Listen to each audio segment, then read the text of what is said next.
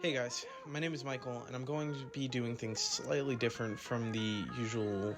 What I'm going to try and do is I'm going to try and break away from just getting into the storylines, and instead I'm going to talk to you guys here about the process, creating characters, and ultimately the birth of OutCast Comics.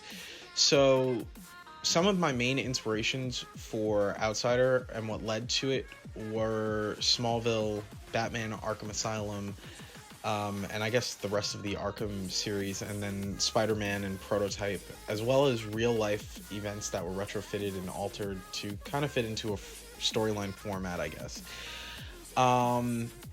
So with that being said, we're going to dive right into it. Originally, the first character that I created was probably around like 2001, 2002. That was created based off myself and was basically a version of Superman that was essentially just me.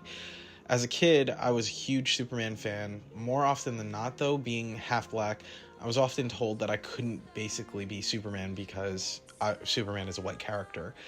Ultimately, I decided if I couldn't be that character to people, then I would make my own. Shortly after that, Spider-Man kind of came out, and from then, I completely lost interest in Superman and basically became obsessed with Spider-Man.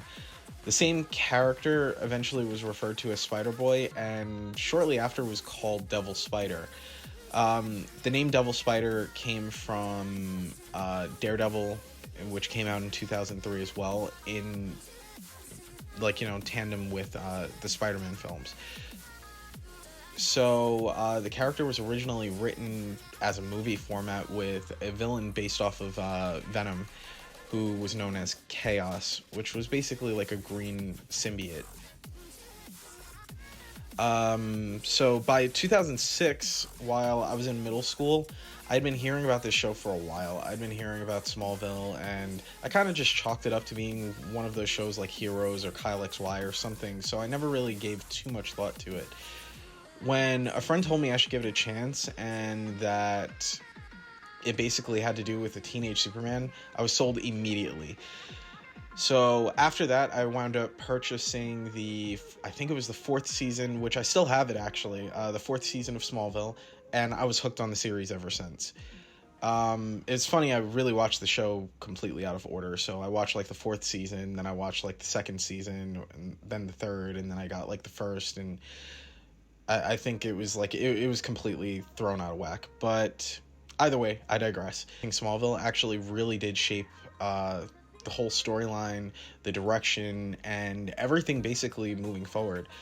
Outsiders, as the series, was no longer just a short film script. Instead, it was turned into a 10-year journey, and the show was actually originally titled Outsiders.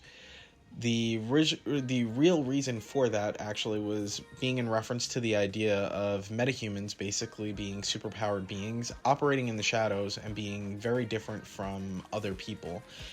And the idea was kind of to make it more grounded and more of a real world feel, where people are finally learning that metahumans and superpowered beings actually exist.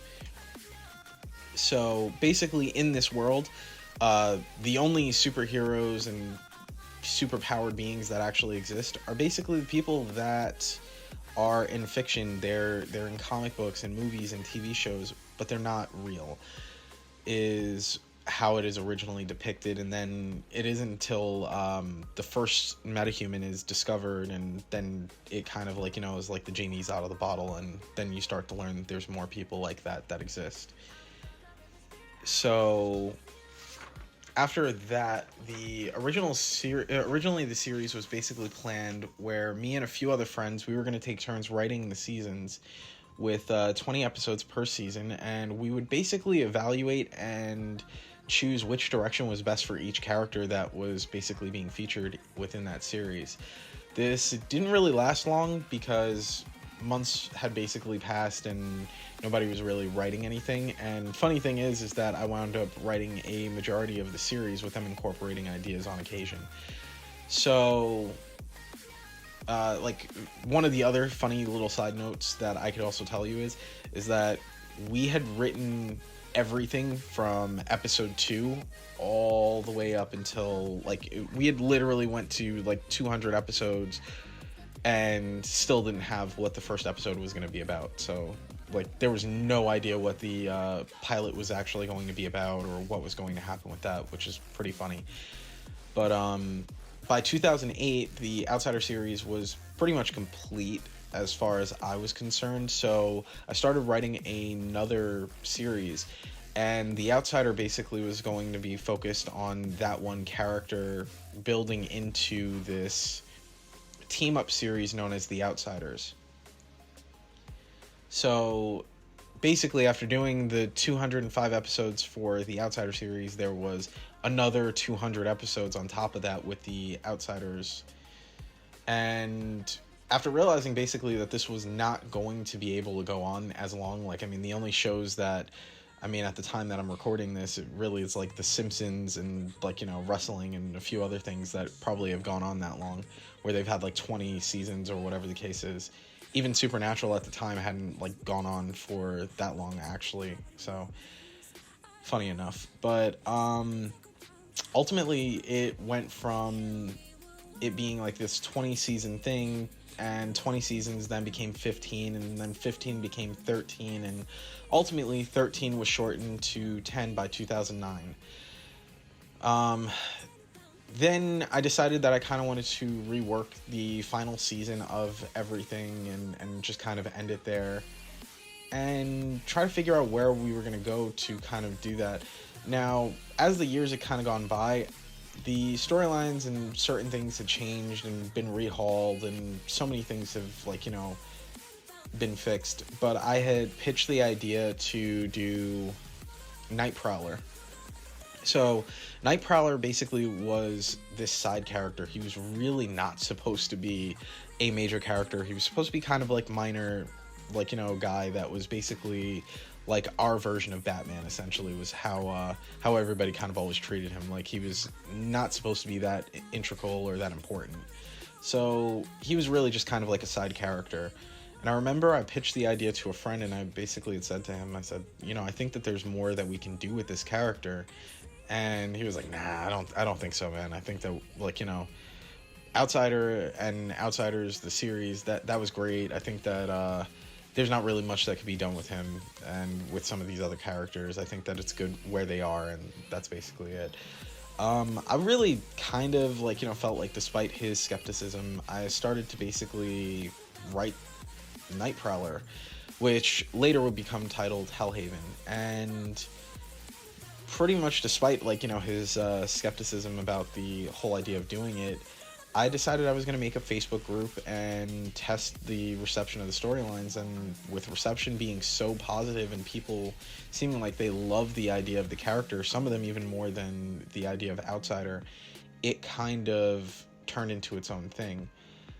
And from there, it just kind of spun out, and I started realizing that a lot of these other so-called side characters could actually be really their own starring character for whether it be a comic book or a TV show or a movie or whatever the case is. And over time, the universe just grew and grew and grew until it became the modern day OutCast Comics.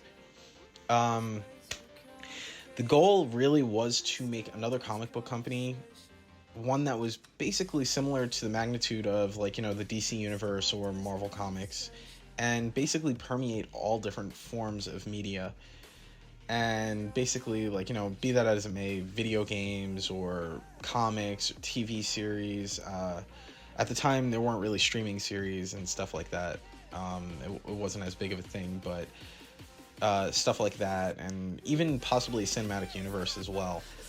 Keep in mind, prior to the MCU, none of this had really been done on this scale.